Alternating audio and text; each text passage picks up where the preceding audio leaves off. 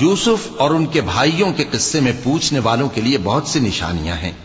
جب انہوں نے آپس میں تذکرہ کیا کہ یوسف اور اس کا بھائی ابا کو ہم سے زیادہ پیارے ہیں، حالانکہ ہم جماعت کی جماعت ہیں، کچھ شک نہیں کہ ابا کھلی غلطی پر ہیں، یوسف کو یا تو جان سے مار ڈالو یا کسی ملک میں پھینک آؤ، پھر ابا کی توجہ صرف تمہاری طرف ہو جائے گی اور اس کے بعد تم نیک لوگوں میں ہو جاؤ گے۔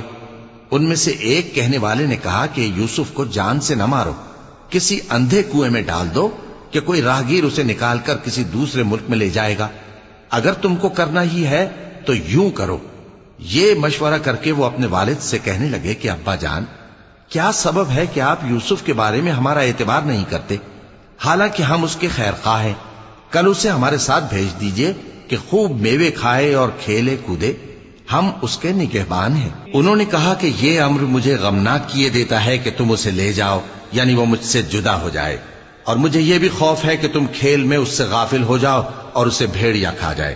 وہ کہنے لگے کہ اگر ہماری موجودگی میں کہ ہم ایک طاقتور جماعت ہیں اسے بھیڑیا کھا گیا تو ہم بڑے نقصان میں پڑ گئے۔ غرض جب وہ اس کو لے گئے اور اس بات پر اتفاق کر لیا کہ اس کو اندھے کنویں میں ڈال دیں، اور ہم نے یوسف کی طرف وحی بھیجی کہ ایک وقت ایسا آئے گا کہ تم انہیں ان کے اس سلوک سے آگاہ کرو گے اور ان کو اس وحی کی کچھ خبر نہ ہوگی۔ اور یہ حرکت کر کے وہ رات کے وقت باپ کے پاس روتے ہوئے آئے، کہنے لگے کہ ابا جان، ہم تو دوڑنے اور ایک دوسرے سے آگے نکلنے میں مصروف ہو گئے اور یوسف کو اپنے اسباب کے پاس چھوڑ گئے تو اسے بھیڑیا کھا گیا، اور آپ ہماری بات کو گو ہم سچ ہی کہتے ہیں باور نہیں کریں گے۔ اور ان کے کرتے پر جھوٹ موٹ کا لہو بھی لگا لائے۔ یعقوب نے کہا کہ یوں نہیں ہے، بلکہ تم اپنے دل سے یہ بات بنا لائے ہو۔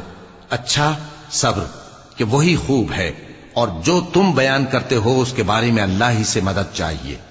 اور اب اللہ کی شان دیکھو کہ اس کنویں کے قریب ایک قافلہ آوارد ہوا اور انہوں نے پانی کے لیے اپنا سقا بھیجا، تو اس نے کنویں میں ڈول لٹکایا، یوسف اس سے لٹک گئے۔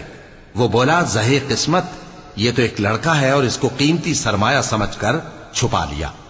اور جو کچھ وہ کرتے تھے اللہ کو خوب معلوم تھا، اور انہوں نے اس کو تھوڑی سی قیمت یعنی معدود چند درہموں پر بیچ ڈالا، اور وہ اس سے بیزار ہو رہے تھے۔ اور مصر میں جس شخص نے اس کو خریدا اس نے اپنی بیوی سے، جس کا نام زلیخا تھا، کہا کہ اس کو عزت و اکرام سے رکھو، عجب نہیں کہ یہ ہمیں فائدہ دے یا ہم اسے بیٹا بنا لیں۔ اس طرح ہم نے یوسف کو سرزمین مصر میں جگہ دی، اور غرض یہ تھی کہ ہم ان کو خواب کی باتوں کی تعبیر سکھائیں، اور اللہ اپنے کام پر غالب ہے لیکن اکثر لوگ نہیں جانتے۔ اور جب وہ اپنی جوانی کو پہنچے تو ہم نے ان کو دانائی اور علم عطا کیا، اور نیکوکاروں کو ہم اسی طرح بدلہ دیا کرتے ہیں۔ اور جس عورت کے گھر میں وہ رہتے تھے اس نے ان کو اپنی طرف مائل کرنا چاہا اور دروازے بند کر کے کہنے لگی، یوسف جلدی آؤ۔ انہوں نے کہا کہ اللہ پناہ میں رکھے، وہ یعنی تمہارے میاں تو میرے آقا ہیں، انہوں نے مجھے اچھی طرح سے رکھا ہے، میں ایسا ظلم نہیں کر سکتا، بے شک ظالم لوگ فلاح نہیں پائیں گے۔ اور اس عورت نے ان کا قصد کیا اور انہوں نے اس کا قصد کیا۔ اگر وہ اپنے پروردگار کی نشانی نہ دیکھتے تو جو ہوتا